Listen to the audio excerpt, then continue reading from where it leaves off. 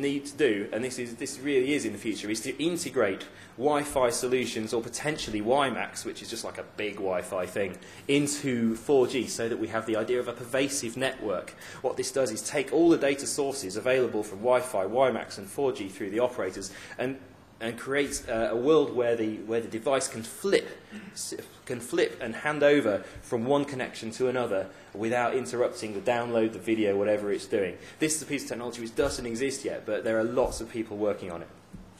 So once we've created this pervasive data network, we're going to have the rise of sofa browsing. So sofa browsing is going to trigger a range of devices. So on the left we have a Qualcomm device from the US, which is essentially a mini PC but equipped with all manner of mobile connectivity to make the browsing from the sofa a more casual, a more enjoyable, and a more widely adopted practice. Of course, the iPad is the hero device for sofa browsing, and many content providers are looking at their approach to the iPad and the kind of content that they're going to provision on it as a new, I'm about to use the word paradigm in public, as a new paradigm for getting content across to people. Sorry.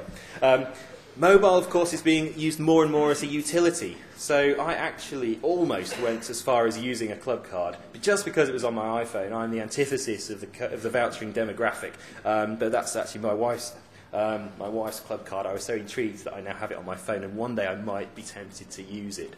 Of course, the network operators are kind of past masters, or are emerging as masters of the art of servicing their clients through the mobile channel. You'd think they'd be way ahead, but that's not necessarily the case. And this is an example of servicing your accounts, managing what my bill is through the mobile channel. You also see British Gas have already done this. And this makes the usage of the mobile as a utility so much better when providers are looking to do that for you.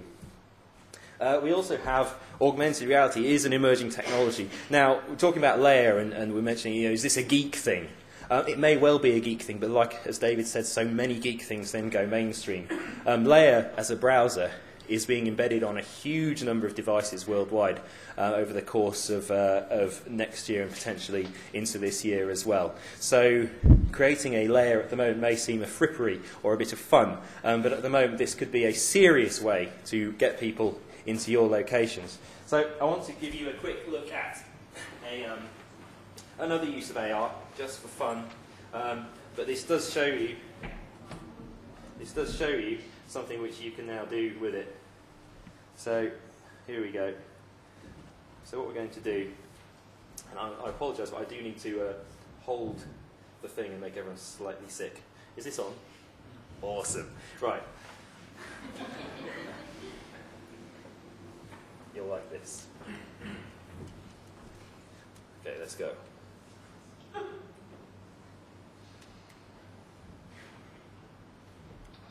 now on the back. Can you see that? Yeah.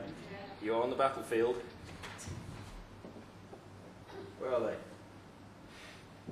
Don't blow up your own thing. It's harder than it looks, isn't it? Oh, there you go, you bastard. Where is he? Get him. Get him. I don't think it's designed to be used with a big camera. So anyway, that's... what happened? So anyway, so that's good. But then, this is an augmented reality app. Let's do it in the room. So, so now we have helicopters flying around this particular venue. And do we like that? Yes, we do. So that's good. So don't look at what happens if you point it at the screen? Well, I'll get feedback, and it'll cause some time rupture. Hey! Oh, come on, that's not bad. So AR is something which is going to be used more and more, not just for very, very silly things like that. But if we have a look at the next thing, then this will show you something else. Actually, I might as well just flick back onto here. How many Foursquare users do we have here? 1, 2, 3. Brilliant, 4. So when we're talking about the early adoption of services, we're kind of right at the front of this. This is when I can actually put it down and stop making you feel ill. So Foursquare is the notion of a location-based community. So what we're going to do here is we're going to... Oh, shit, that's Facebook. So what we're going to do... What a rubbish interface, eh? No one's ever going to buy that. is have a look. So this is a location-based community for anyone who's not used it. It basically, it's really complicated. I'm going to show you it first, and then we'll talk about what it's actually doing and why it's so important. I'm going to check in to Altitude 360 London. Ta-da! So what I've done there is I've basically just registered the fact that I am in Altitude 360.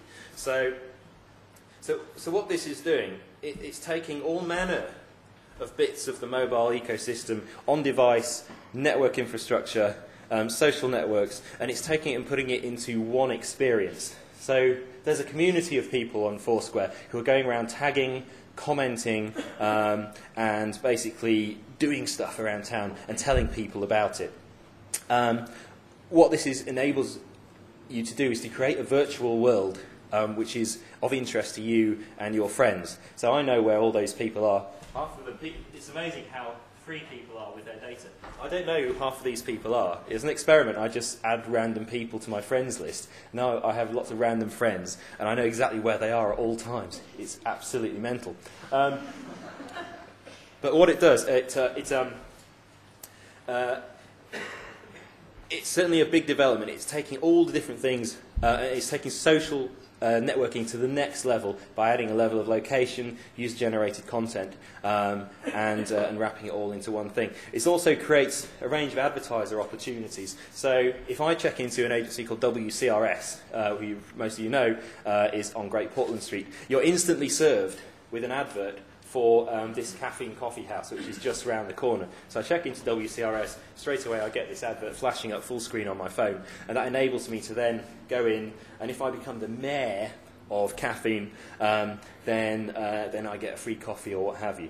So I think that Google are also launching one of these called Google Buzz, and I think that these are going to be something which has a lot of traction in the next couple of years. Mobile payments we've already had a quick look at. One of the greatest things and most surprising developments that has happened in the past couple of weeks has been this app for Wagamama, which has. So we've always been used to the idea that Apple are going to prevent payments through any means other than iTunes through their device. But all of a sudden, you're now able to make full credit card payments through this app. So I sit in my office. And if I feel like I have too much money to pay for something which probably costs 50p to make, then I can basically select a load of stuff, I can put in my credit card details, pay through my device, and then just go and pick it up without Apple taking any of that. So what does this mean for promotional marketing, or sales promotions as it used to be known? All these things are great for the future. A lot of them are here now. But there's a lot of traditional skills that we've developed over the years which you should not kill. So SMS is by no means dead. These are the latest figures for SMS. You can see it's not just the fact that it keeps going up, but it's the rate of growth is continuing apace. One of the key things about SMS is people need to use it more smart. SMS is brilliant for generating volumes. You know, we'll do millions and millions of messages on sales promotions this year, just at MIG. Then all the other providers are kind of doing the same. What do I mean by doing it smarter? What I mean is that we, as an industry, need to get across the fact that this is the de facto device for chat. One of the fun things that I like to do with our clients is running surveys, SMS surveys. This is the best thing you can possibly do. This is something we ran not too long ago for a brand called Colour Catcher. You stick the stuff in your wash, you can put all your colours in together, it'll catch the colour that bleeds out, and hey presto, you don't have to worry about pink underpants unless they already were, or whatever. Now, we use it on the kids' stuff, and all the stuff's pink anyway, so it hardly matters. But you get the point. What this does is it demonstrates the fact that people love to chat through their phone. So after we run these campaigns, we send out a bunch of messages saying, hope you enjoyed our campaign, hope you got your free sample, hope you enjoyed the competition, whatever it is. And people will then, please take our survey.